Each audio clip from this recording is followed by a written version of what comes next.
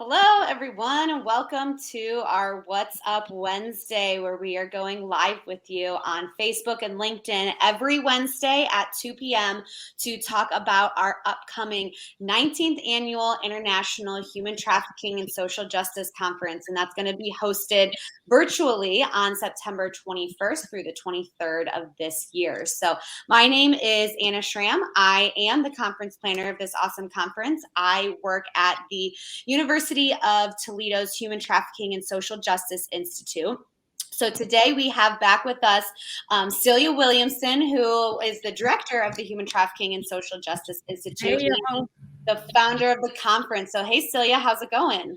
Going well. Going well. Going well, enjoying this sunny day. So, Absolutely. today we are going to be focusing on our international presentations that happen at the conference. So, we are an international conference. So, of course, we have to have international presentations and topics.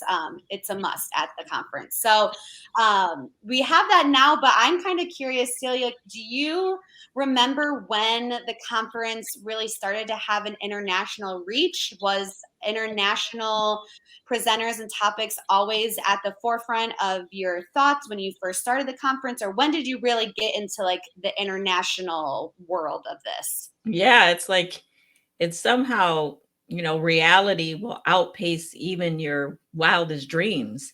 I didn't even know that conference was going to be national, really, or even continuing beyond the first year. So now, 19 years later, but I think probably maybe the sixth or seventh year, we had somebody come from Ireland, somebody come from Africa, and I think somebody come from the UK.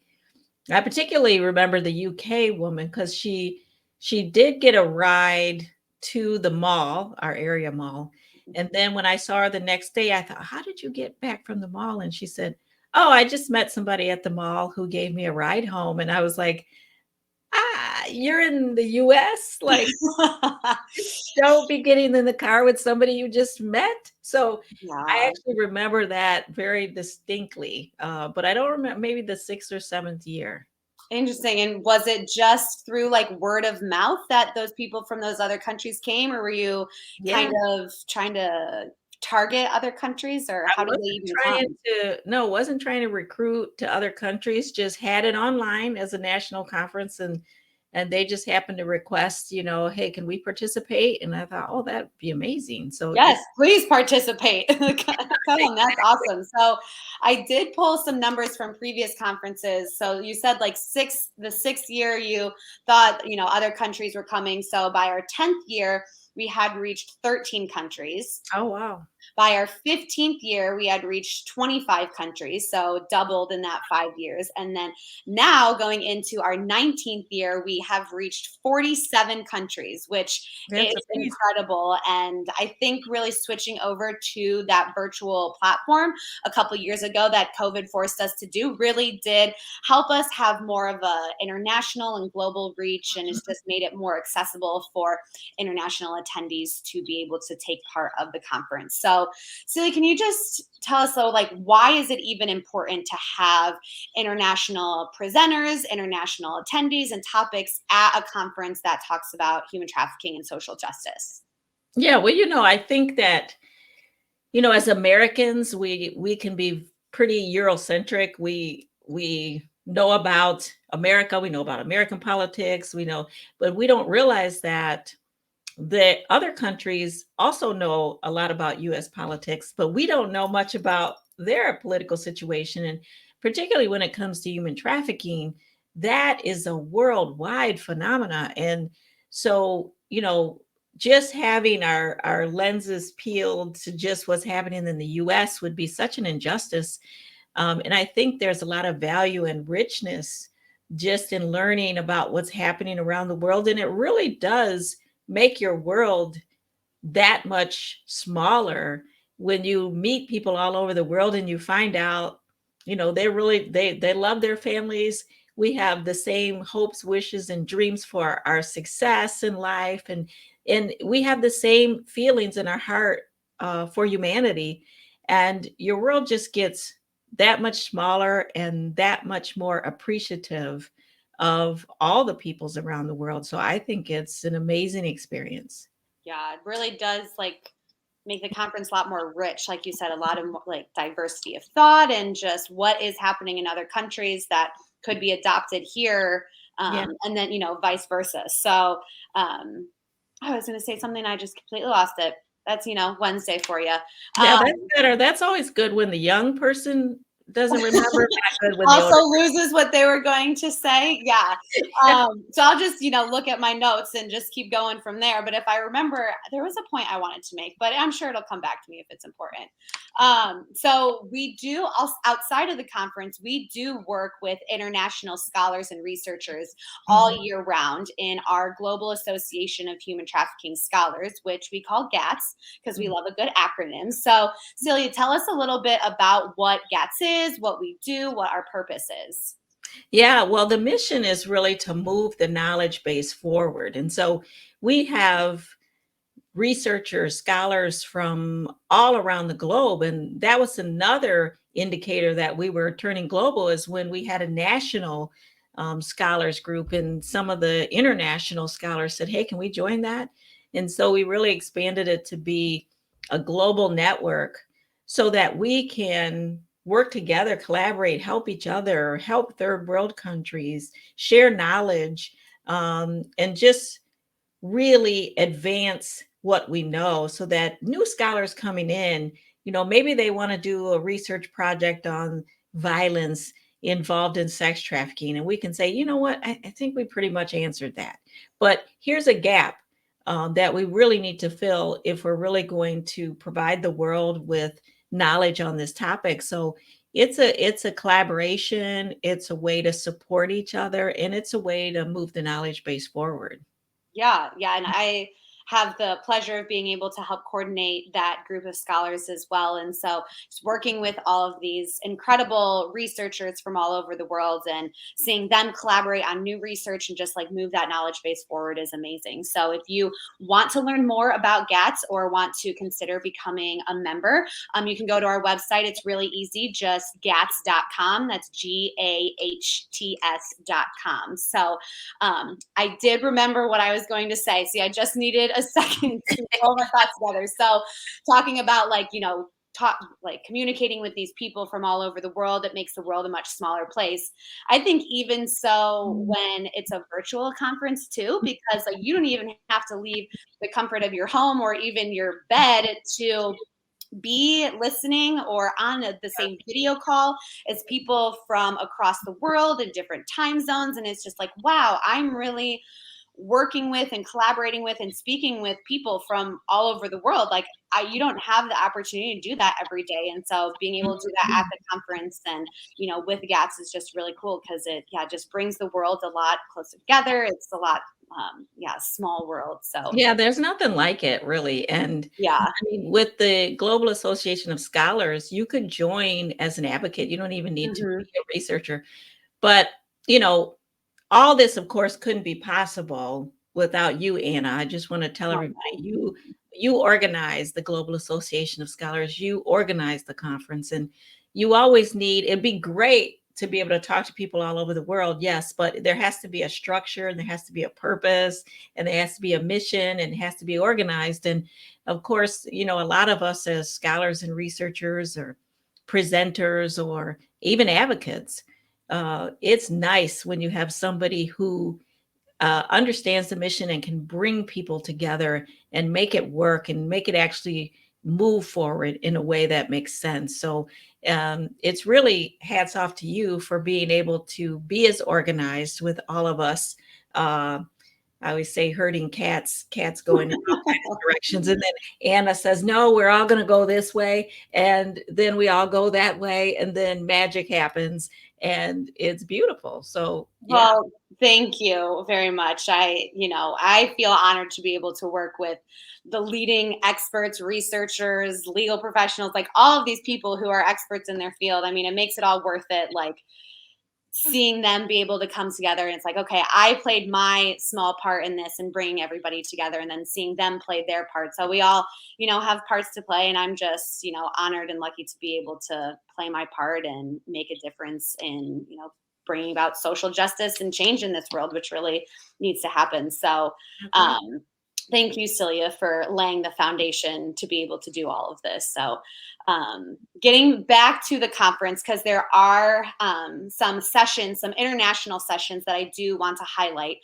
This is just going to be a small sampling of the sessions available because remember, this is our largest conference yet. You have 110 sessions to choose from. So what I'm just going to mention a couple international ones that we have. But if you do register for the conference, you are able to watch all of the sessions as on-demand webinars after they happen live for 3 weeks after the conference. So you can watch some of these sessions even afterwards if you aren't able to attend them live. So some of the ones that I do want to mention, we've got research scholars Glenn Miles and Jarrett Davis. They're both actually members of GATS. They do a lot of great work. They are going to be speaking about their research study on the backgrounds and experiences of trans and third gender youth in Southeast Asian sex trade. And I'm really looking forward to this. I think it's a very important topic, not just on like the international front, but also from the LGBTQ perspective. So I'm excited to see what they are going to talk about. Mm.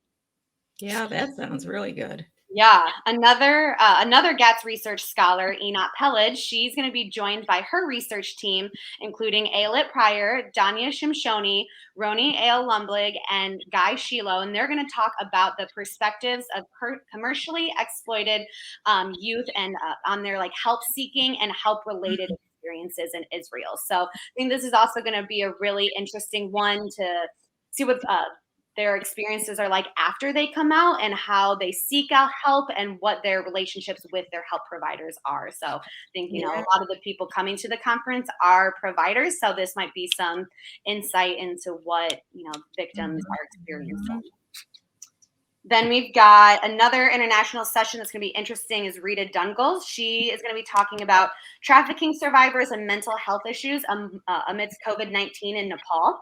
So, we have been experiencing the negative effects of COVID for at least 2 years now, but none more so than vulnerable populations, including trafficking survivors. So it's really important that we keep talking about this and keep researching it because it's just, I think, the tip of the iceberg, and there's going to be a lot of consequences and ripple effects that happen from this for years to come, especially, like I said, with those vulnerable populations.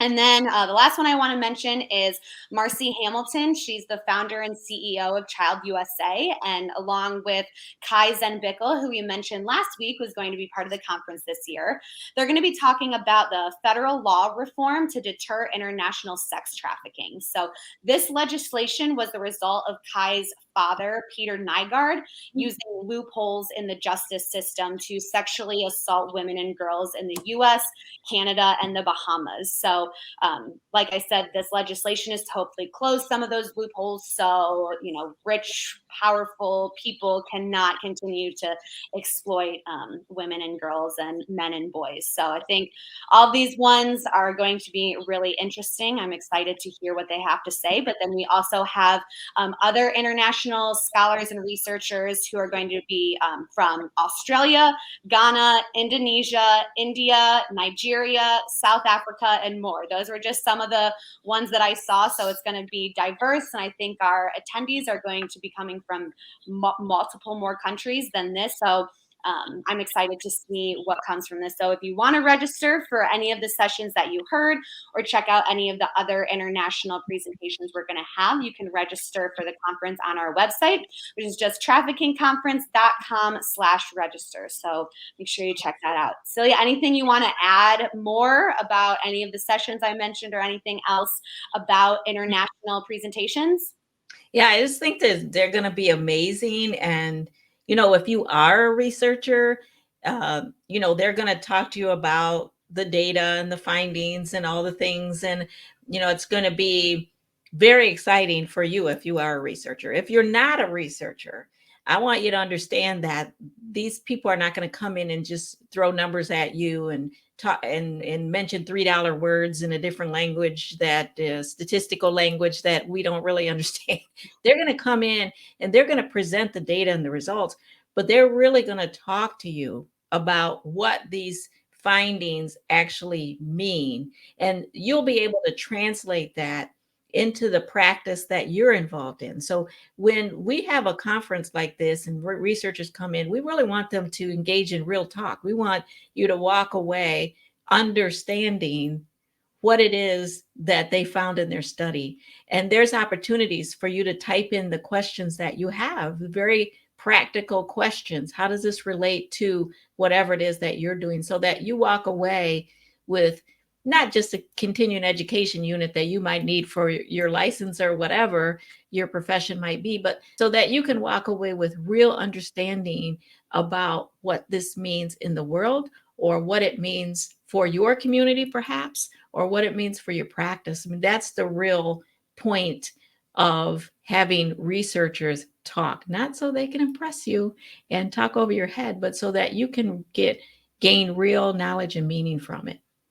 Yeah, and I think I might be a little biased, but I think that's what is really amazing about our conference and the Global Association of Human Trafficking Scholars. It's these people who are not just doing research for the sake of doing research, or, they do the research and they just publish it in an article and, you can't even understand it, but really dedicated to, okay, I did this research, I have these findings, but now what does that mean for the person who's working with the victims and survivors of trafficking, or who are making policies and programs for victims and survivors? So it is very translated into what you can understand and really practical. So yeah, like I said, I might be biased, but I think, we have some really good people who do some really good work. So Absolutely.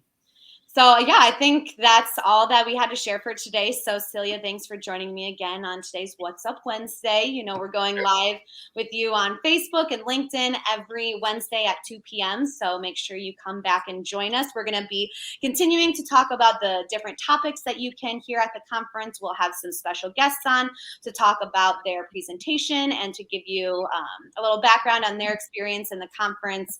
So next week, we're going to be focusing on our research type of session, which we some of the international ones also cross over into research, but we're going to have special guest Dr. Kimberly Hogan on with us, and she's from the University of Southern Mississippi. She just moved there this past year. That's why I had to check. She used to be with Arizona State University, but I'm really excited to have her on. She does some incredible work. She's going to be a presenter at this conference and has been a presenter and attendee at many previous conferences too. So we look forward to seeing you back here next week on our What's Up Wednesday. And until then, have a great week, everyone.